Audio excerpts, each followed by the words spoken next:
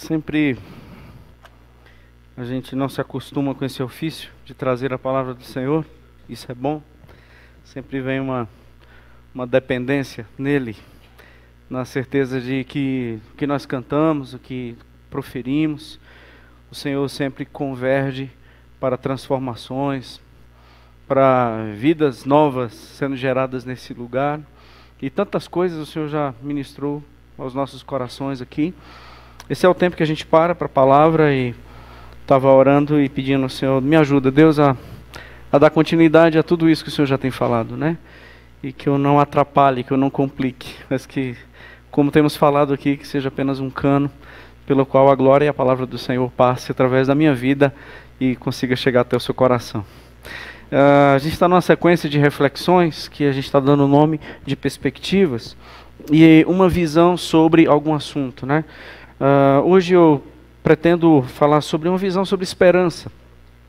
Nós temos uma geração que não precisa ser muito estudioso, não precisa ser muito atento para percebermos o tanto que a nossa geração é uma geração adoecida e as suas principais tendas, os seus principais locais de moradia se chamam ansiedade e depressão. A ansiedade, claro, é uma tensão da alma no que se refere ao amanhã.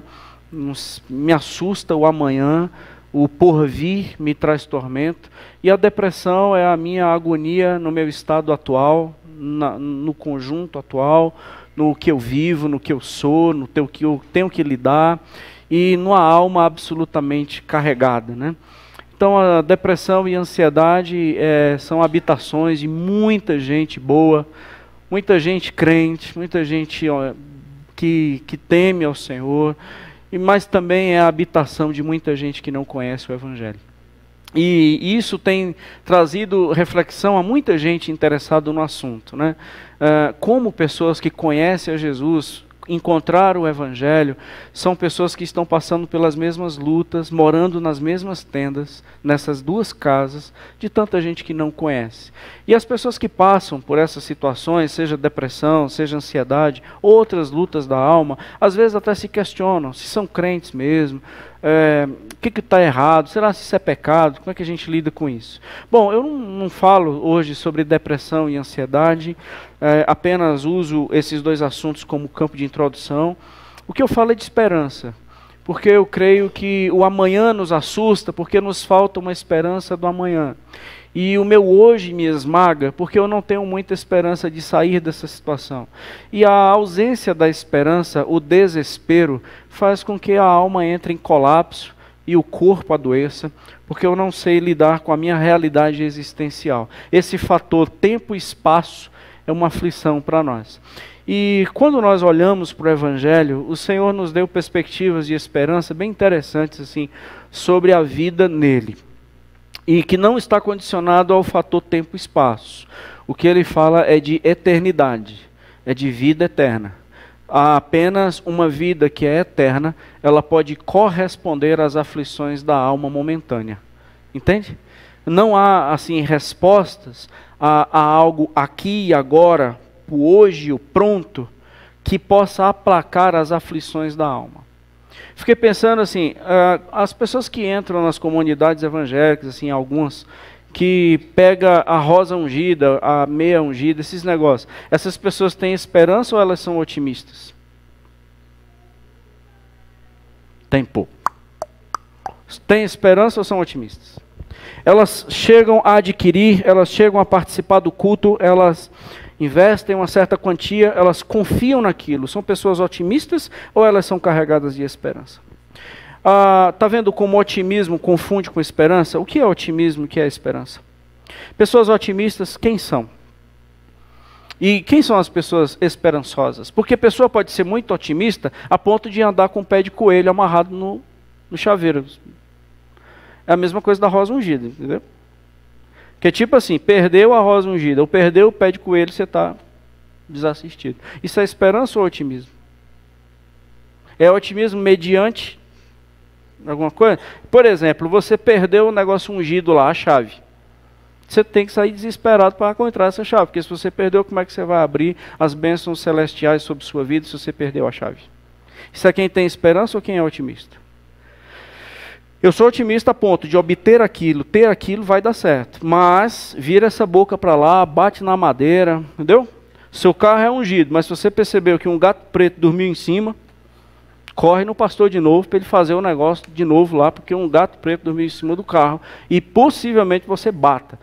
Tenho esperança, mas passar embaixo de escada, entendeu? Ou você é daquela época da sandália virada? Você vê a sandália virada, você entra em desespero. Na minha terra é porque alguém ia morrer. Tem que desvirar logo, porque senão alguém da família morre. Da família. Porque se essa grande verdade fosse inimigo, a gente saía desvirando as sandálias tudo. Talvez morria pelo menos a metade. Mas como é da minha família, desvira logo. Então, eu tenho muita esperança, mas eu desviro a chinelo. Então, como que é esse negócio de esperança mesmo que eu tenho que desvirar o chinelo? Como é a esperança que eu dependo do pé de coelho? Então, eu tenho esperança, mas como é esse negócio de não passar debaixo da escada? Explica esse negócio aí. Como é que é esperança, mas eu tenho mandingas? Esperança, mas... você não olha o horóscopo não, né? Misericórdia. Porque teve uns que fizeram a cara assim, ai, pegou. Olha o horóscopo, mano. Eu tenho esperança, mas eu dou uma olhadinha no horóscopo para ver como é que é esse negócio. Como é que o aquário vai reagir de um dia de hoje. Que é a esperança? Convido você a abrir sua Bíblia. Eu lerei 3 textos hoje. Primeiro está em 1 Tessalonicenses, capítulo 4. Uma visão sobre esperança. Claro que jamais na presunção de esgotar o assunto. Jamais. Apenas uma visão. Apenas convidá-los a pensar nesse assunto hoje à noite. E rogar ao Senhor que consiga falar ao nosso coração. Primeira carta de Paulo aos Tessalonicenses, capítulo 4. Se você não tiver muita familiaridade com a Bíblia, está mais lá para o fim da sua Bíblia. Primeira carta de Paulo aos Tessalonicenses, capítulo 4. Lerei 3 textos hoje. Nessa série de mensagens, de perspectivas, uma visão, raramente eu estou usando um texto só, tenho mexido um pouco, observado outros textos, e farei isso hoje, apenas 3 textos. O primeiro é esse, primeira carta de Paulo aos Tessalonicenses 4, eu leio a partir do versículo 13. Não queremos, porém, irmãos, que sejais ignorantes com respeito aos que dormem, isso é, os nossos irmãos que já morreram, para não vos entristecerdes como os demais que não têm esperança. Pois se cremos que Jesus morreu e ressuscitou, assim também Deus, mediante Jesus, trará em sua companhia os que dormem. Ora, ainda vos declaramos por palavra do Senhor isto: nós os vivos, os que ficarmos até a vinda do Senhor, de modo algum precederemos os que dormem. Porquanto o Senhor mesmo, dada a sua palavra de ordem, ouvida a voz do arcanjo e ressoada a trombeta de Deus, descerá dos céus. E os mortos em Cristo ressuscitarão primeiro. Depois nós, os vivos, os que ficarmos, seremos arrebatados juntamente com eles entre nuvens, para o encontro do Senhor nos ares. E assim estaremos para sempre com o Senhor. Consolai-vos, pois, uns aos outros com estas palavras. Esse é o consolo. Mas esse texto nós estamos falando de morte.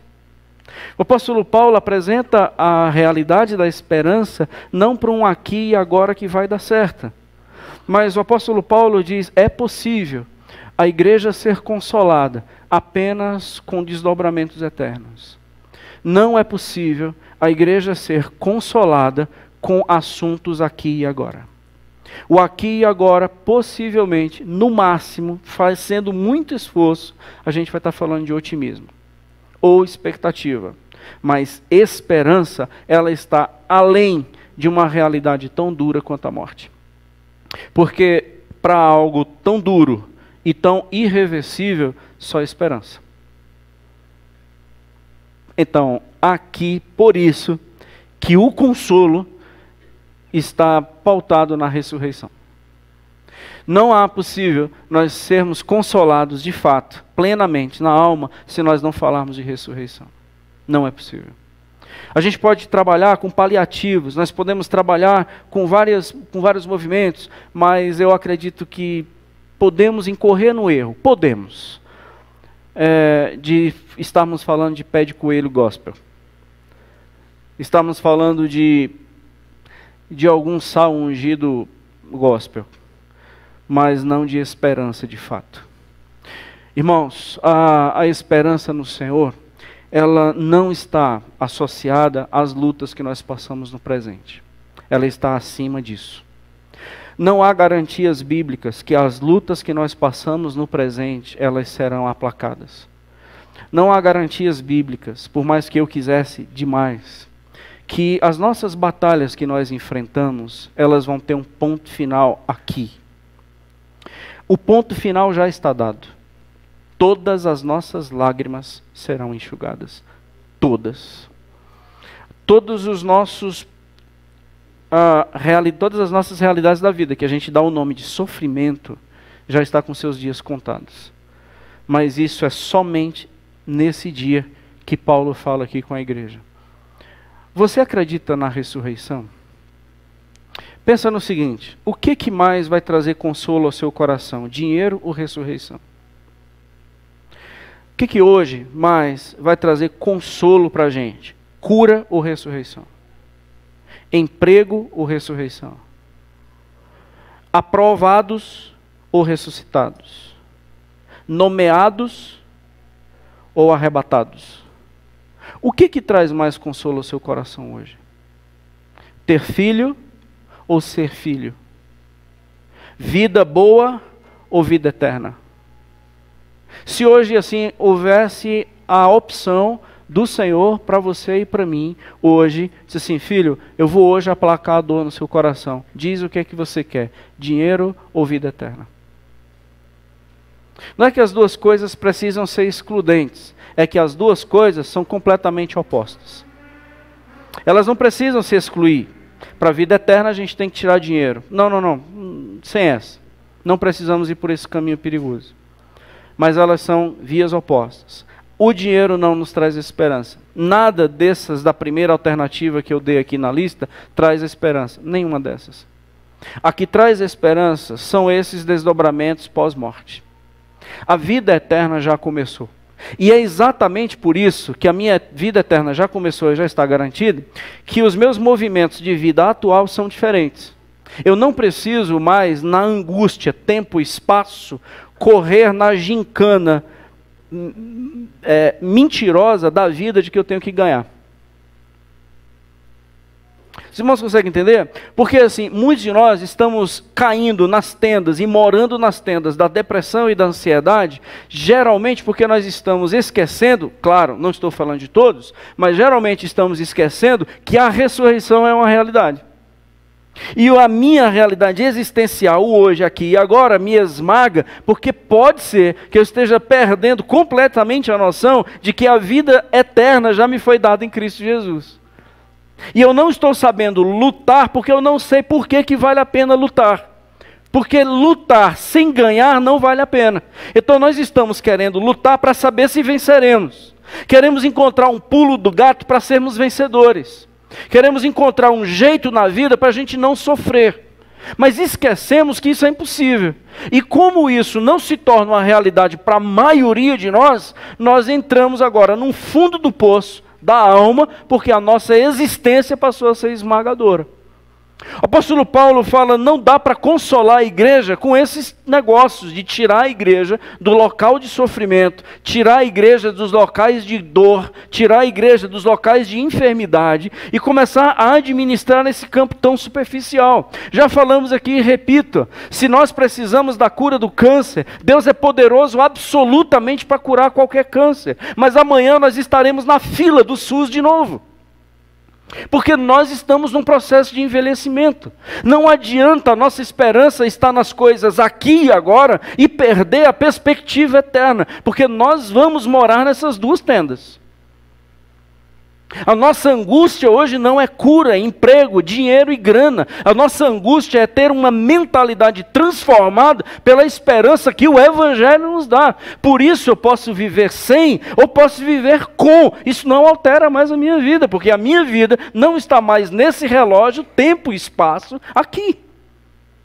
Eu posso me despedir das pessoas que eu amo, eu já posso aceitar o luto no meu coração, o consolo já pode vir por me despedir de pessoa que eu queria que ficasse mais tempo conosco, porque existe uma esperança eterna, e não uma dor eterna. Muitos de nós não aceitamos ainda nem a morte dos pais, muitos de nós não aceitamos a morte dos avós, porque parece que a nossa vida, nós estamos indo numa caminhada cega, à deriva, e não sabemos como é que esse barco vai atracar. Existe um escuro do lado de lá, e o que a gente tem mesmo de real é a vida aqui e agora.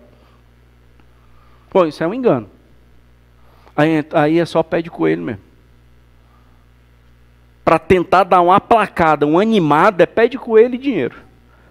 Então essas duas coisas vão ajudar bastante. Mas quando a morte chegar, só esperança.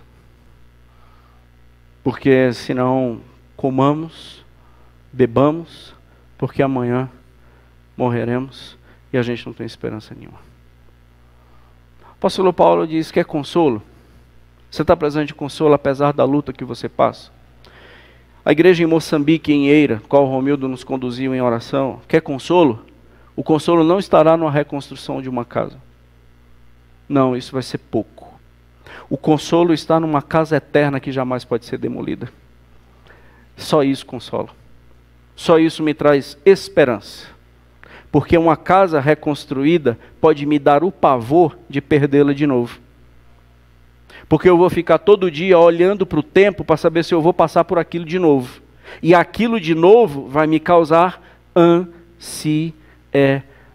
Então, só remédio para poder conviver na expectativa de um novo tufão. Porque eu não tenho esperança. Porque a esperança, eu não fico olhando para os tufões que estão por vir. Eu fico olhando para um céu que de lá o meu Senhor descerá. Aí me traz esperança. Então venham os tufões, venham as enchentes, venham as grandes lutas. Eu sei em quem eu creio. Porque senão eu não vou saber lidar com as realidades da vida. Quantos de nós temos grandes dificuldades de perder? Perder é uma luta para nós. Perder é uma grande dificuldade. Por isso que nós adoecemos, porque a vida está no acúmulo, a vida não está numa consciência. Nós, quando estamos nessa caminhada maluca, que nutre o imediato, não tem lugar para esperança no imediato. O imediato não é a habitação da esperança. O culto ao imediato, aqui e agora, destruiu a esperança de milhares de pessoas que hoje estão decepcionadas com as igrejas. Muitas pessoas estão fora das igrejas, decepcionadas com as igrejas, por causa do culto, do imediato, do aqui e agora, do toma posse. Declara, confessa, a sua confissão, a sua palavra tem poder. E no decurso da história viram que isso não é verdade. Porque isso não se aplica para todos. Eu vejo que Paulo está chamando a igreja em Tessalônica, você pode pegar a primeira carta, a segunda carta, o apóstolo Paulo diz, vocês não são máquinas. Baixa um pouco, desencana, você não é máquina.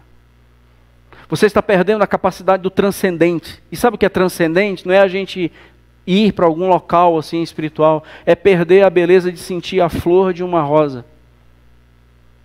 Um lírio não consegue mais comunicar-se conosco. Um pássaro não consegue mais comunicar com a gente. Não eles, mas o que eles representam. Lembra de Mateus capítulo 6?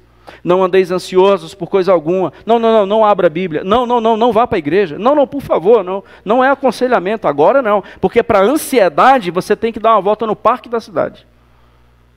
A ansiedade você não abre Bíblia. Ansioso você precisa transcender. Você precisa ir para uma esfera que você ainda não está entendendo. Aonde? Isso no parque da cidade. Para ver o quê? Veja plantas. E percebe que aquelas plantas, quem as fizeram? Quem as fez? A beleza delas, o aroma que elas exalam, cheira, transcende. E aos pássaros? Os pássaros morrem cedo, morrem muito cedo. Mas como é bom morrer cedo em missão. E como é bom morrer cedo cumprindo um propósito que Deus me chamou para viver. E como é ruim morrer tarde e nunca ter vivido, só ter existido nas tendas da depressão. Como é ruim. Como é ruim a gente apenas existir e passar pela vida existindo. Como é ruim. Como é ruim ter a certeza que a minha alma foi capturada pela tirania do ter. Como foi ruim. Como foi ruim ter que gastar tudo que eu acumulei na vida com a saúde que eu perdi para ter o que eu tenho. Como foi ruim. Como foi ruim ter trabalhado tanto e não ter beijado mais os meus filhos. Como foi ruim. E geralmente isso está nas tendas da ansiedade, do medo, da angústia, de ter, de não perder, de ter medo de cair, de tentar segurar. Já falamos aqui, se sinta dono de qualquer coisa, você vai ser uma pessoa adoecida. Se sinta dono de qualquer coisa, você vai adoecer. Por isso que o Senhor é tão Deus, que diz, para você ser meu discípulo, você vai ter que negar tudo que você tem, e negar até a você mesmo. O que é isso? É que você não se sinta mais dono de nada, porque só assim você pode ser uma pessoa saudável. Então, o consolo da igreja, o apóstolo Paulo chama essa igreja a uma reflexão. Espiritualidade é gente, é assunto para gente e não para máquina. Esperança é um assunto espiritual para pessoas que conseguem sentir o cheiro de flor e conseguem ainda ouvir o ensino de um pássaro. Esperança é para esse tipo de gente. Máquina, ele não sente cheiro. Máquina, não vê pássaro. Máquina, ele não vê alma mais de ninguém. É máquina. E aí não tem mais esperança. Globo News, fazer aqui uma propaganda boa. Globo News, ele fez uma série de reportagens dizendo que pedofilia é doença. Fiquei revoltado com esse negócio, acho que alguns irmãos me mandaram, eu fui verificar e é verdade. Globo News, ele fez uma série de reportagens, não sei quantos irmãos viram, mas a pedofilia, pela Rede Globo, ele já começou a campanha dizendo que pedofilia não é crime, pedofilia é doença. Onde é que isso vai chegar? Vai chegar aqui um pedófilo, abusou de uma criança, ele não pode ser condenado. Por quê? Porque isso é uma doença. Qual é o interesse da Rede Globo? Aonde isso vai chegar? O que mais nós teremos de parâmetro de moral? O que mais vai surgir como doença no porvir? Deixa eu te perguntar uma coisa. O que foi que disseram para você que é doença? O que foi que disseram no seu ouvido que você está doente? E o que eles disseram que isso é doença? Por quê? Não, só pensa. Porque veja que isso não começou agora. Isso está vem de longe.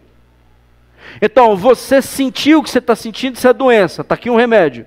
Não estou questionando as doenças de fato patológicas que precisam de medicação. Eu não sou um ignorante nesse assunto. Eu sei do que eu estou falando. Mas não generalize a minha palavra. Mas para muitas pessoas a questão não era doença. Para muitas pessoas a questão era mudança de mentalidade. Uma visitação da esperança. Um entendimento de que a verdade chega e liberta. E não uma droga, uma cápsula que tem que tomar. Porque o interesse do mundo adoece as pessoas e medicamentaliza, e vira uma bagunça geral. Então, a ponto de um adulto abusar de uma criança e ele ser a vítima. Porque ele apenas não está conseguindo controlar a sua doença. Então, veja que absurdo. Está lá. Se você quiser, verifique. Globo News, reportagem sobre pedofilia. Veja o que eles estão defendendo. E continue promovendo Rede Globo. Continuemos promovendo e dando audiência para essa emissora. Sou fã do Bolsonaro não, viu gente? É só você está vendo o discurso parecido, mas não tem nada a ver não.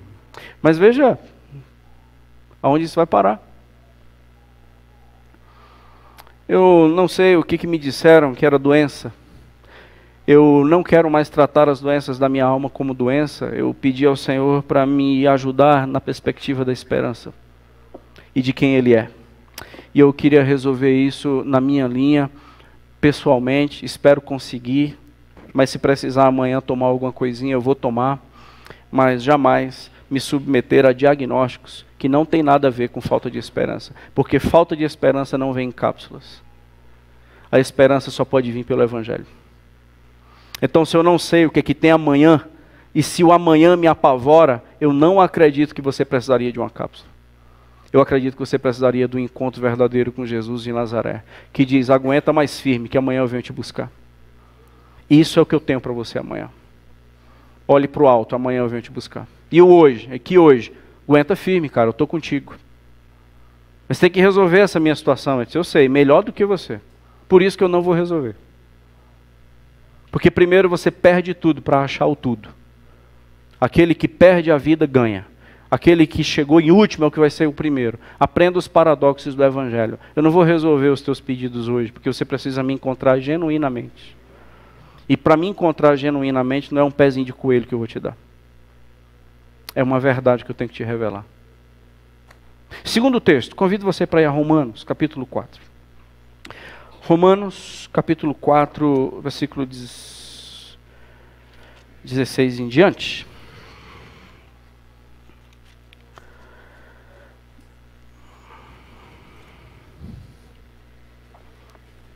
Melhor, versículo 18, Romanos capítulo 4, verso 18, depois nós vamos para o nosso último texto. Abraão esperando contra a esperança, como é que é? Como é que começa? Abraão esperando contra a esperança, ele creu. Na NVI diz, contra toda esperança, em esperança creu. Vamos entender isso aqui. Esperando contra a esperança, creu, para vir a ser pai de muitas nações, segundo lhe fora dito, assim será a tua descendência. E sem enfraquecer na fé, embora levasse em conta o seu próprio corpo amortecido, sendo já de 100 anos, e a idade avançada de Sara, não duvidou por incredulidade da promessa de Deus, mas pela fé se fortaleceu, dando glória a Deus, estando plenamente convicto de que aquele que era poderoso para cumprir o que prometera, pelo que isto lhe foi também imputado para a justiça, e não somente por causa dele está escrito que ele foi levado em conta, mas também por nossa causa, posto que a nós, igualmente, nos será imputado, a saber, a nós, que cremos naquele que ressuscitou dentre os mortos, a Jesus nosso Senhor, o qual foi entregue por causa das nossas transgressões e ressuscitou por causa da nossa justificação. Bom, irmãos, mais uma vez, esperança está com ressurreição.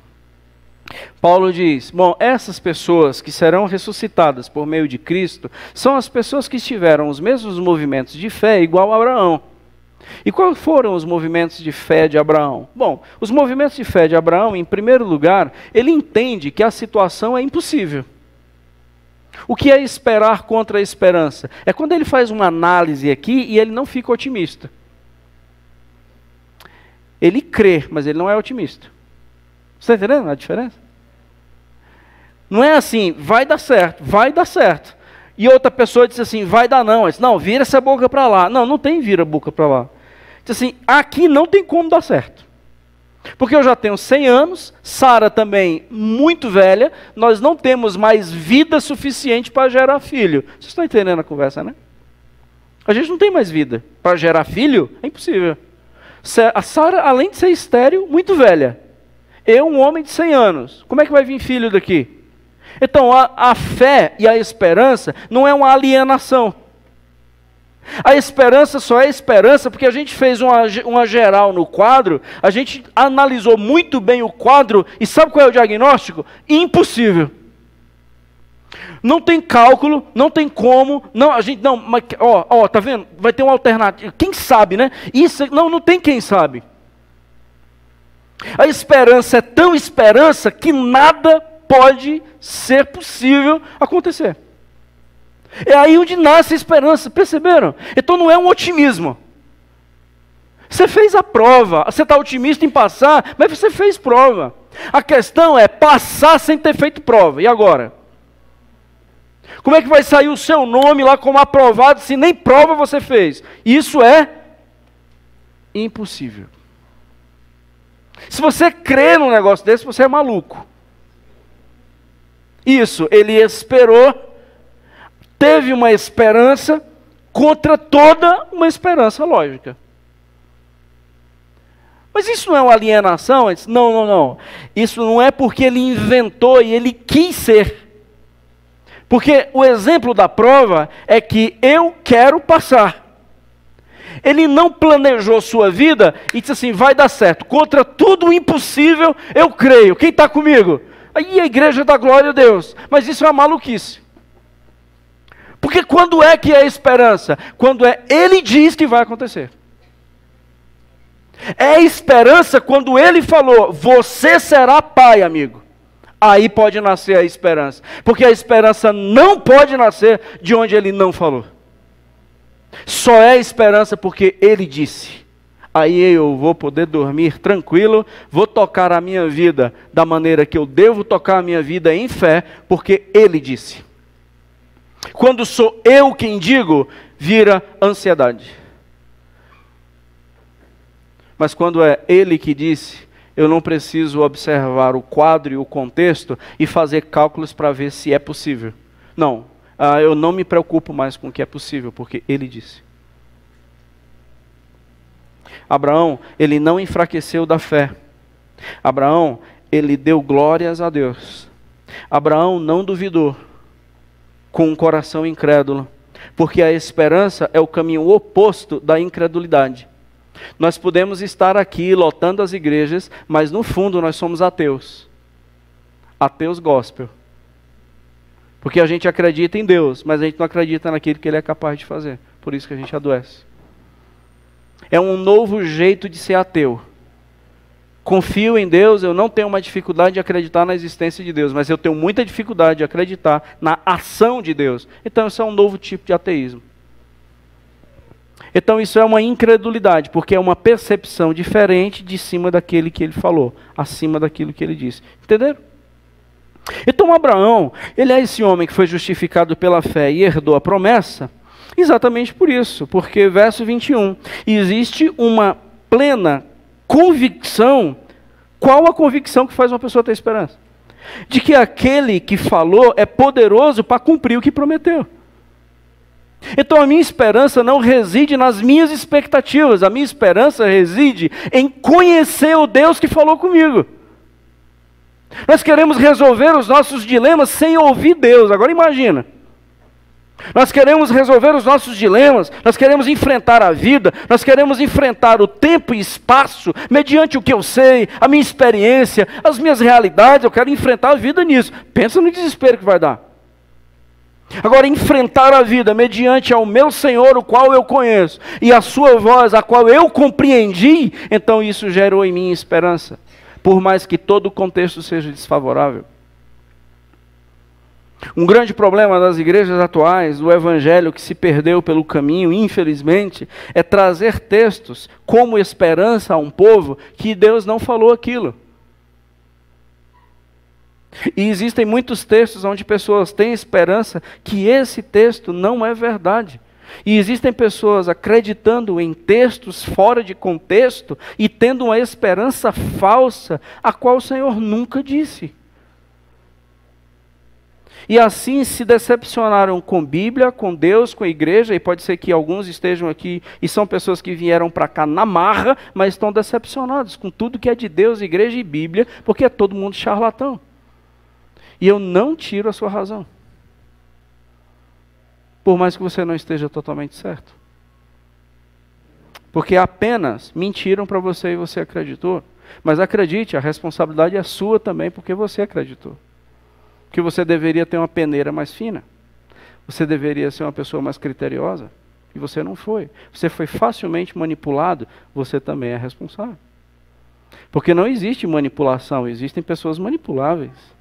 E se você se permitiu ser manipulável mediante uma expectativa do aqui e agora que você queria consumir, viu como juntou a fome com a vontade de comer? O charlatão com o cara que queria ter sucesso na vida. Olha o que é que deu. Uma pessoa decepcionada, porque parece que Deus mentiu para você. Conhece alguém assim, irmãos? O apóstolo Paulo, ele cita Abraão E para onde ele aponta? Ele aponta para a ressurreição. Então, as pessoas que serão ressuscitadas mediante a fé, são essas pessoas que caminharam na esperança, mesmo tendo seu contexto desfavorável, porque aquele Deus que prometeu, eu te ressuscitarei, Ele é fiel para nos ressuscitar. Você quer ver uma coisa que não dá muita esperança mais para o povo hoje? Cristo vai voltar. Infelizmente, irmãos, os evangélicos de hoje, esta frase não tem mais impacto para muitos. Cristo vai voltar. Sabe por quê? Porque está demorando demais. E o meu contexto hoje, atual, aqui e agora, é extremamente desfavorável. Para alguns, Cristo vai voltar, vai ser livramento de dívida. Mas, Senhor, você podia voltar hoje, porque, entendeu? Na hora de pagar o boleto. Aliás, pagar o boleto não, porque não tem dinheiro. Então a gente quer que Cristo volte, não é para o encontro com Ele nos céus. Estou pensando em encontro não, estou pensando em não ter que mais passar por isso aqui. Então, na verdade, o não passar por isso aqui é o meu Deus. Então eu não tenho esperança. Bom, porque a esperança só pode ser Ele, e eu não tenho muito interesse em encontrar com Ele, eu só queria me livrar dessa bronca. Então, está vendo a maluquice na cabeça de crente? O apóstolo Paulo lembra lá em Tessalonicenses, ele nos chamará, os vivos, os que ficarmos, e nos encontraremos com ele nos ares. Então, o Senhor está dizendo que a nossa esperança está no encontro. Quando esse encontro não pulsa mais o meu coração, o que pulsa? Não, fala a verdade, o que pulsa? Se não é mais o encontro com Cristo que move o meu coração e faz com que todas as rotas até chegar lá sejam rotas de fé e de obediência, eu estou fazendo o que Ele mandou eu fazer, porque eu vou me encontrar com Ele, e quando eu me encontrar com Ele, eu vou poder dizer, combati bom combate, completei a carreira e guardei a fé. Eu vou me encontrar contigo, porque todas as rotas da obediência eu trilhei, por causa do encontro. Mas quando isso não existe, eu vou tocando a minha vida do jeito que eu quero, para ver se eu consigo ir para o céu. Ah, então é céu, não é encontro. Eu disse, isso é céu. Porque me prometeram que se eu me batizasse, aceitasse Jesus, eu ia para o céu. Eu disse, não, mas é encontro. Eu disse, não estou muito preocupado com o encontro, eu só queria ir para o céu. Não, mas você quer ir para o céu ou não queria ir para o inferno? Mas não, na verdade é isso, eu não queria ir para o inferno. Ah, tá, então você adora a Deus para não ir para o inferno. Ele diz, exatamente. Ah, então o inferno é tua adoração. O inferno é objeto de culto. Eu disse, não, eu não adoro o inferno. Mas como assim? Se tirar o inferno da história, você continua sendo crente? Eu disse, eu acho que não. Ele disse, então, se disser assim, ninguém vai mais para o inferno, eu disse, você solta agora na bagaceira? Ou você só está do jeito que está porque você tem medo de queimar no fogo do inferno? Eu disse, rapaz, é verdade, é só para não ir para o inferno. Então o inferno é o teu Deus, porque eu vivo pelo inferno. Entendeu, irmão? Quando eu vivo pelo encontro, eu não, nem inferno mais passa pela minha cabeça. Só passa inferno pela minha cabeça numa condição, tirar pessoas lá de dentro. Mas jamais uma possibilidade de ir para lá ir.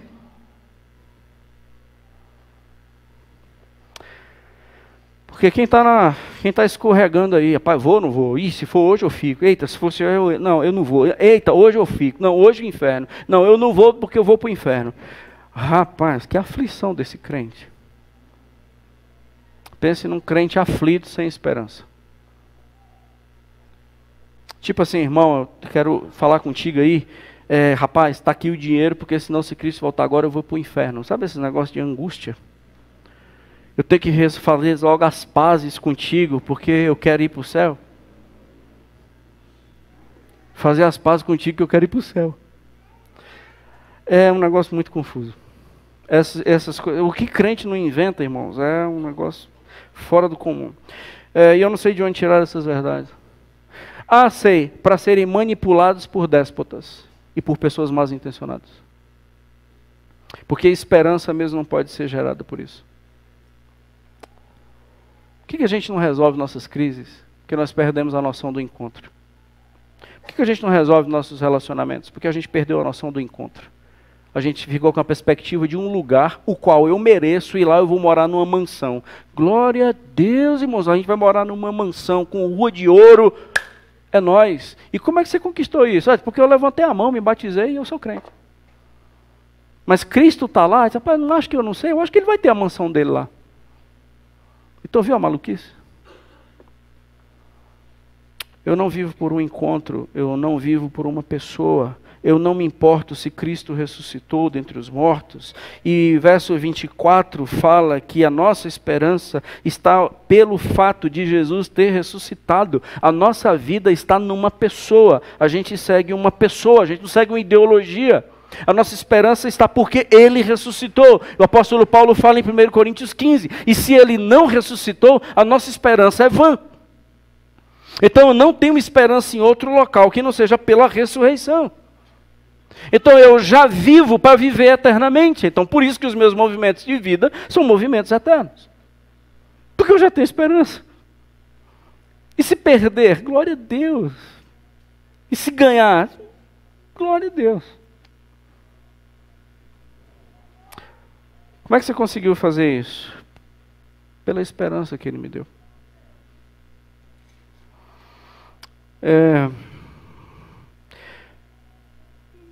Verso 17 diz que Deus precisa, e de que para fazer o que Ele quer, Ele não precisa de nada.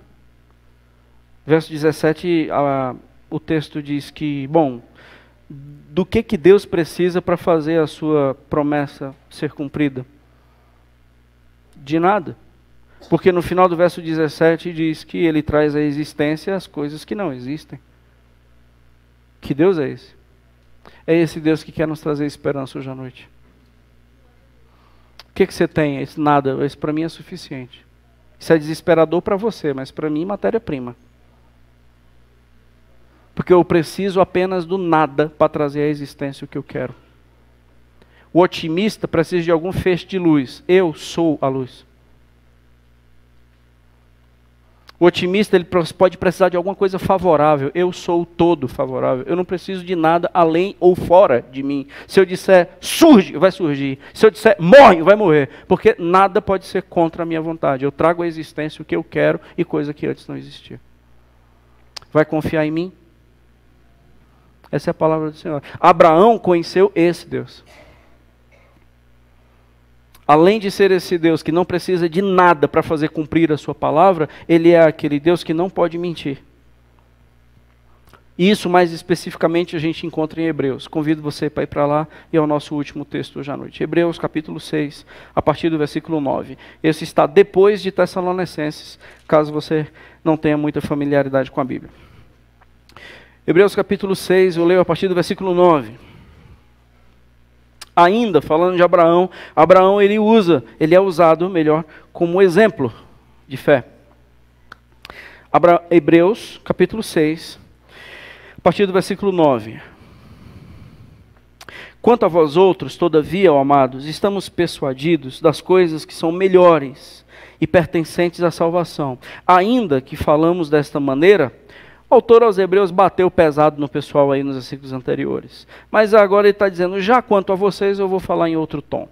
Porque Deus não é injusto para ficar esquecido do vosso trabalho e do amor que evidenciaste para com o seu nome, pois servistes e ainda servis aos santos. Vale a pena, pela esperança, continuar trabalhando para os santos. Então não servimos a Deus, entendeu, irmãos? Quem tem esperança não serve a Deus não, porque Deus não pode ser servido. Deus ele pode ser somente Deus, só pode ser servido quando a gente servir ao outro. Então quando eu não sirvo ao outro, eu não estou servindo ao meu Senhor. Verso 11, desejamos, porém, que continue cada um de vós mostrando até o fim a mesma diligência para a plena certeza da esperança, para que não vos torneis indolentes, isso é, preguiçosos, mas imitadores daqueles que pela fé e pela longanimidade herdam as promessas. Pois quando Deus fez a promessa a Abraão, visto que não tinha ninguém superior por quem jurar, jurou por ele mesmo, dizendo, certamente te abençoarei e te multiplicarei. E assim, depois de esperar com paciência, obteve Abraão a promessa. Esperar com paciência. Isso arranca-nos das tendas da ansiedade e da depressão. Pois os homens juram pelo que é superior, e o juramento, servindo de garantia para eles, é o fim de toda contenda. Por isso Deus, quando quis mostrar mais firmemente aos herdeiros da promessa a imutabilidade do seu propósito, se interpôs com o juramento, para que mediante duas coisas imutáveis, nas quais é impossível que Deus minta, forte alento, alma tranquila, tenhamos nós, que já corremos para o refúgio, a fim de lançar mão, agora tomar posse da esperança proposta. Essa esperança, versículo 19, é a âncora da nossa alma, segura e firme, e que penetra além do véu. Onde quem? Igreja? Não, onde Jesus, como precursor, entrou por nós, tendo se tornado sumo sacerdote para sempre, segundo a ordem de Melquisedeque. Essa esperança é a esperança que o autor aos Hebreus está dizendo é de vocês. Agora a dificuldade é que vocês não vivem por fé. A dificuldade os leitores dessa carta é que eles estavam tendo movimentos religiosos sem um Deus vivo e presente. Eles estavam querendo sacrificar animal, eles estavam querendo tocar fogo mais uma vez no candeeiro, no incensário, mas eles estavam perdendo quem aquilo tudo representava. E não pode haver esperança com o animal sendo morto, não pode haver esperança com incenso sendo queimado, não pode haver esperança com uma mesa de pão sendo posta. Só pode haver esperança se esse Deus for ouvido, e quando esse Deus for ouvido, ele ser nele crido, para que assim a gente entenda que ele não pode mentir. E ele não precisava jurar, mas ele jurou para que a gente pudesse entender. E ele jurou por ele mesmo. Sabe aquele negócio, eu juro pela minha mãe, que não foi eu, mata a mãe assim, gratuitamente. Eu juro. E tem uns irmãos mais gente boa, rapaz, eu quero que o meu irmão morra se eu estiver mentindo. Interessante. Então, como Deus não tinha ninguém por quem ele pudesse usar como garantia da sua palavra, meus irmãos, o que é isso? Ele disse, eu estou dando a minha palavra. Escuta, a gente está caminhando por fim. Deus precisa comprovar o que na sua vida ainda que Ele te ama?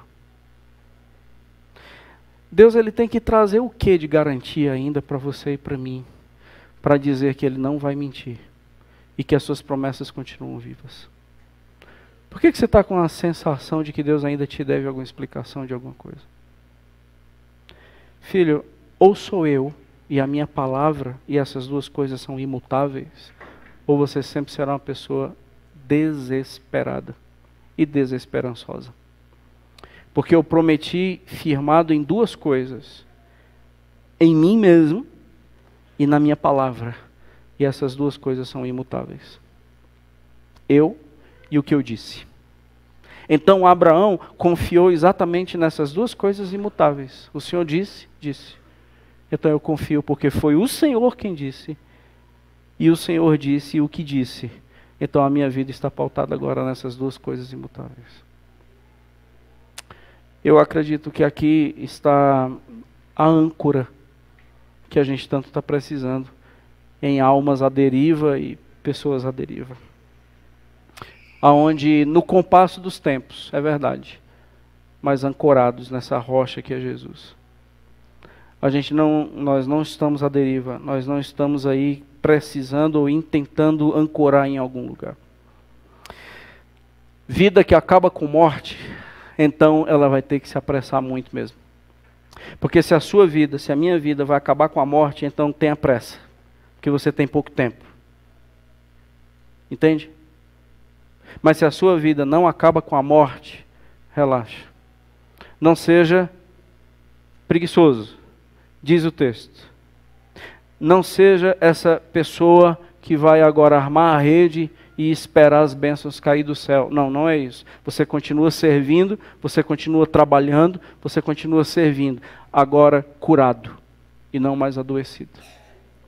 Tendo um sono tranquilo agora, porque você confia em mim. Teu trabalho está desgastante, a vida é desgastante, teu casamento é desgastante, viver é desgastante, ser filho é desgastante. Tudo é desgastante. Você queria que eu mudasse isso? E por que você não me dá a seguinte ideia? Eu mudar você dentro disso. Entendeu, irmãos? Porque tirar você de situações difíceis, você queria que fizesse isso, né? Mas não, eu vou te visitar nas situações difíceis e vou te transformar lá dentro. Mas agora com esperança. Porque se vier, veio. Se não vier, não veio. Isso é medíocre? Não, isso é ser liberto. O desespero da conquista, gente. A angústia da posse. A gincana das falsas objetividades. Correr atrás do vento. Querer correr em torno de um toco para no final da vida morrer em cima dele. É isso mesmo. Eu não acredito que algumas coisas nossas é doença. Eu não acredito, assim como pedofilia é doença, eu não acredito em muita coisa da alma que seja doença. Eu tenho percebido que é falta de esperança. São pessoas absolutamente sem esperança. E aqui existe um Deus dizendo: eu quero ser sua âncora, um forte alento, para que a sua vida seja em mim e eu em ti. Eu estou aqui, falo ou não falo, mas eu vou falar. Silas Malafaia. Eu sei que ele não vai me processar, porque me processar. Não faz isso. Fico lembrando da campanha que ele fez em 2009, da campanha dos R$900. E Mori Cerulho disse que quem depositasse R$900 no ano de 2009, todas as bênçãos e todas as promessas do Senhor iriam se cumprir naquele ano. Meus irmãos, isso é de uma crueldade. Porque primeiro é impossível que as promessas do Senhor venham oriundas de um depósito bancário. Segundo, todas as promessas do Senhor, elas não podem acontecer. Porque na verdade, a promessa que o texto fala é da ressurreição de mortos. A herança que o texto fala é da glória que está por vir. Não é do carrinho novo, não é do empreguinho novo, e nem é da cura. Porque o carrinho bate, o empreguinho se perde, e amanhã a gente fica doente de novo. A esperança está nos túmulos se abrindo, ao ressoar da última trombeta. A esperança está, os vivos, os que ficarem, eles serão arrebatados. A esperança está aí. A esperança está em nos despedirmos das pessoas que nós amamos diante dos túmulos, dar uma piscadinha de olho e dizer: já já a gente se encontra de novo. Isso é esperança. Já já a gente se reencontra. Eu não tenho coragem de falar outra coisa nessa igreja que diga que é esperança. Que não seja Jesus está voltando. Isso é esperança, né? E que as nossas lutas elas sejam administradas pelo Espírito, nessa convicção de que já já a gente vai para casa. Vamos orar?